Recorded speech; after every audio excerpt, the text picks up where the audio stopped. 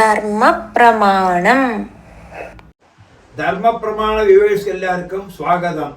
வாத்தியார் கல்யாண விரதத்துக்கு முன்னால பிள்ளையும் அப்பாவும் ஃபேமிலி ஆகாரம் எடுத்துக்கலாமா, எப்படியாக்கும் என்னோட சார்? அந்த கல்யாணம் நடக்க போறது, அதுக்கு முன்னாடி தலைய நாளைக்கு விரதம் பண்றா பிள்ளையாத்து அப்பா அம்மை பிள்ளைக்கு வேண்டி கல்யாண விரதம் பண்ணி வைக்கிறா. அதே மாதிரி பொண்ணாத்துல பொண்ணு இருக்கா, அது கூட அவ அப்பா அம்மை பொண்ணுக்கு காப்பு கட்டல், அது கூட பாலிகை தளிக்கல், அந்த மாதிரி அது ஒரு விரதமாയിട്ടും കണക്കാക്കി பண்றா.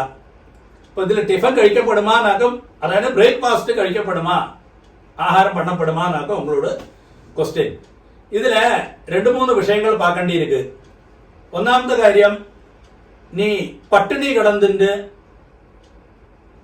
ശോഭന കാര്യങ്ങളെ பண்ணாதே എന്നൊരു വിധിയേ இருக்கு. ഒന്നാമത്തെ കാര്യം. ஒரு எக்ஸாம்பிள் சொல்லி விடுறேன். ஒரு குழந்தைக்கு குமாரபோஜனம் பண்றா, அதாவது பூணல் சமயத்துல அந்த குழந்தைக்கு பிரம்மோபதேசம் ஆக போறது. பிரம்மோபதேசத்துக்கு முன்னாடியே, அதாவது பிராமணன் ஆகிற ஒரு கட்டமாக்குது. அந்த குழந்தைக்கு நீ குமாரபோஜனம் பண்ணிட்டு போஜனம் பண்ணின சேஷம் மாத்திரம் நீ பிரம்மோபதேசம் பண்ண வருவா. அப்படி இருந்தா அந்த பிரம்மோபதேசத்துக்கு முன்னாடி நீ ஆகாரம் பண்ண பார்க்கலன்னு ஒரு விதியே வந்துவிடுமே அங்க. அப்ப இந்த சோபன காரியங்கள் எங்கேயுமே நீ பட்டினி கிடந்துட்டான் இந்த கர்மாவை பண்ணணும்னு ஒரு விதி எங்கேயுமே இல்லைன்னு அர்த்தம். இதெல்லாம் ஆரோ சொல்லி பாட்டி பிரமாணம் சொல்லுவாள், அவ அப்படி சொல்லி தலைமுறையா கைமாறி வந்துருக்கு. പക്ഷെ அது തെറ്റാன കാര്യമാക്കും. அப்படி ஒரு விதி எங்கேயுமே இல்லை. அப்போ இந்த காலத்துல உங்களுக்கே தெரியும், முன்னாடி எல்லாம் சொல்லி கெஞ்சா 10 மணி 11 மணிக்கு மத்தியானம் பண்ணி சாப்பிடுவா, அது கெஞ்சு சாயந்தரம் என்னாவது ஒரு ஆகாரம் பண்ணுவா. இப்படிதான் இருந்தது. ராத்திரி என்னாவது ஒரு கிளாஸ் பழமோ பாலோ என்ன குடிச்சு அப்படியாக்கும் சிட்டையான ஜீவிதம் இருந்து. இன்றைக்கு எல்லாருக்கும் டயபெட்டிஸ் மாதிரிയുള്ള കാര്യങ്ങൾ இருக்கு. ആർക്കുമേ പൂർണ്ണ ആരോഗ്യവനായിട്ട് ആരുമേ ഇല്ലേ. കാരണം കാലത്തോട് പ്രകൃതിയോട് നിയമവും ആഹാര രീതിയും എല്ലാം വെച്ച് அந்த ஃபுட்டோட കാര്യങ്ങളും எல்லாம் வச்சு ഓരോരുത്തർക്കും ഓരോ அசுகங்கள் இருக்கு.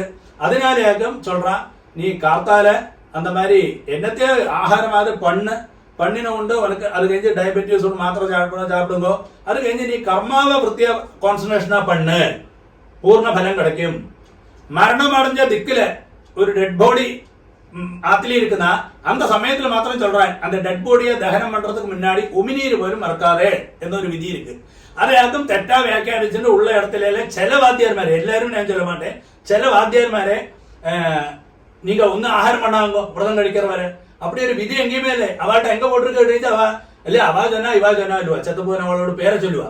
കാരണം அவள்கிட்ட போய் நம்ம நேரிட்டு கேட்க மாட்டோமே. அப்ப அப்படி ஒரு விதியே இல்லை.